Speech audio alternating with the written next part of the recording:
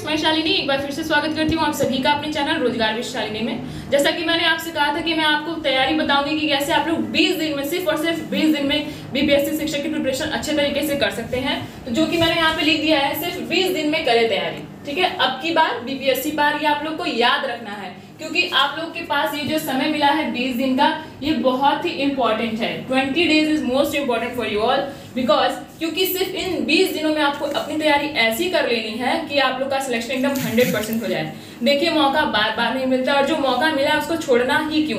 तो आप इस तरीके से अपनी प्रिपरेशन करिए ताकि आप 20 दिन में, सोचिए 20 दिन की मेहनत आपको कहां से कहां पहुंचा सकती है।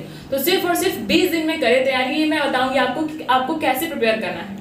देखिए, जो हार्ड चीजें होती हैं उस पे सब लोग पहले फोकस करता है और उसके चक्कर में लोग जो इजी चीजें होती हैं, जो उनको आती रहती है, उसको लोग रिवाइज नहीं करते हैं और बाकी जाके अपना एग्जाम को एकदम बेकार करके आ जाते हैं। सिर्फ और सिर्फ हार्ड पढ़ने के चक्कर में वो लोग इजी से इजीएस्ट क्वेश्चन को गंवा देते हैं, उसमें मार्क्स अपने नेगेटिव करवा लेते हैं। तो मैं आपको बताऊंगी कि आपको अपनी तैयारी कैसे करनी है। तो देखिए, सबसे पहले क्या है, सबसे पहले आप लोग अपने ईवीएस को प्रिपेयर करिए और ईवीएस में जो SCERT में दिया हुआ है उस पर ज्यादा फोकस करिए, क्योंकि हमारे ईवीएस SCERT की बुक में बिहार की चीजों को भी इन्वॉल्व किया हुआ है, जिससे आपके जनरल अवेयरनेस हर एक चीज का क्वेश्चन प्रिपेयर हो जाएगा। तो आप लोग तो जानते ही होंगे कि ईवीएस किस क्लास में आता है, 3rd, 4th, 5th, उसके बाद तो अपना साइंस आ जाता है। और आप लोग टीचर किस चीज के बनने वाले हैं, प्राइमरी के। तो आप लोग को क्या करना है, ईवीएस का जो क्लास 3rd, 4th और 5th का जो SCERT बुक है उसको अच्छे तरीके से एकदम प्रिपेयर कर लीजिए। उसमें एक भी पॉइंट ना छोड़िए, भले से वो आपको आता हो या ना आता हो, लेकिन आप लोग उसको एक बार जरूर पढ़िए। तो पहला है, आप लोगों को क्या प्रिपेयर करना है, अपना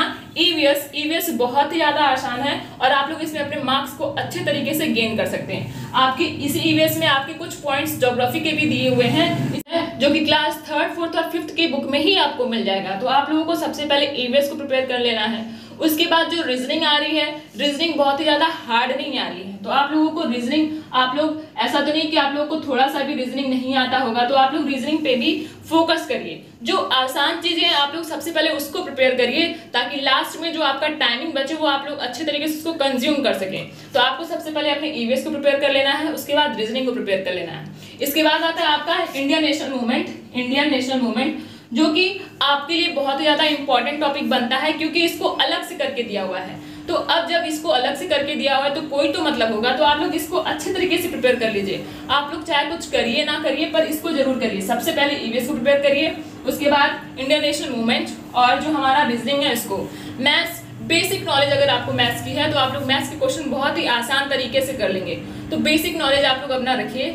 जैसे कि बहुत लोग कहते हैं कि अरे यार मुझे पॉलिटिक्स नहीं तैयार होता, अरे यार मुझे इकोनॉमिक्स तैयार नहीं होता, मुझे कुछ आ ही नहीं रहा, मुझे केमिस्ट्री नहीं आ रहा, मुझे फिजिक्स नहीं आ रहा। तो आप लोग को ज़्यादा इसमें फिजिक्स और केमिस्ट्री में घबराने की जरूरत नहीं है, क्योंकि जो हमारा बीपीएससी है वो ज़्यादातर फोकस करता है अपने बायोलॉजी पे हम लोग को जनरल नॉलेज ज़्यादा मिलती है, क्योंकि ये हमारे डे टू डे लाइफ से रिलेटेड होता है बायोलॉजी और नॉर्मल केमिस्ट्री और फिजिक्स के क्वेश्चंस। तो आप लोगों को ज़्यादातर, अगर आप लोग फिजिक्स और केमिस्ट्री पे फोकस नहीं कर पा रहे हैं तो नॉर्मल चीज़ों को पढ़ लीजिए।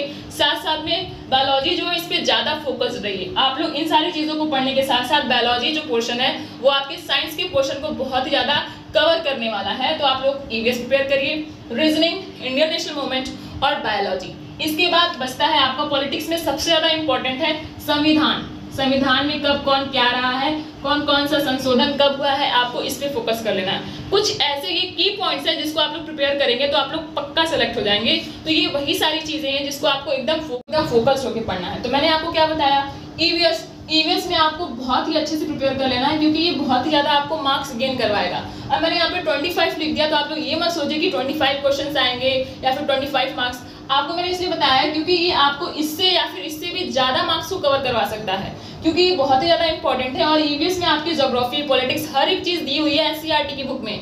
बिहार से भी रिलेटेड चीजें दी हुई हैं SCERT की बुक में। तो आपको 3rd, 4th और 5th SCERT तो अच्छे तरीके से पढ़ ही लेना है।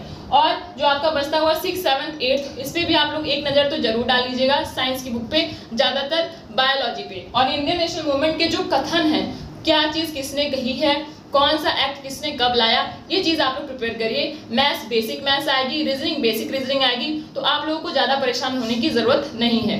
तो ये है 20 दिन की स्ट्रेटेजी, आप लोग डिवाइड कर लीजिए।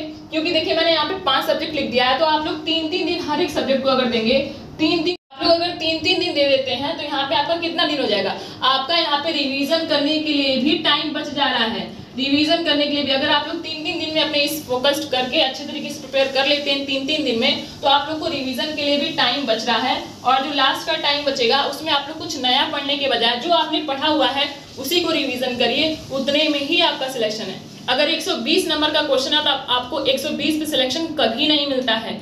कुछ क्वेश्चंस ऐसे होते हैं जो सभी बच्चों को नहीं आते रहते, तो आपको 120 करने के चक्कर में नहीं पड़ना है। आपको जितना करना है सही और सटीक करना है, क्योंकि आपको ये भी याद रखना है क्योंकि इसमें माइनस मार्किंग है। तो ये रही स्ट्रेटजी 20 दिन की। आप लोग अच्छे से प्रिपेयर करिए, 3-3 दिन डिवाइड करिए हर एक सब्जेक्ट के लिए, और लास्ट में जो टाइम बचता है उसमें अपना रिवीजन करिए। तो उम्मीद करती हूँ कि आपको ये सारी चीज़ें अच्छी लगी होंगी कि आप लोग कैसे अपनी प्रिपरेशन को सिर्फ और सिर्फ 20 दिन में एकदम 100% पूरा कंप्लीट कर सकते हैं।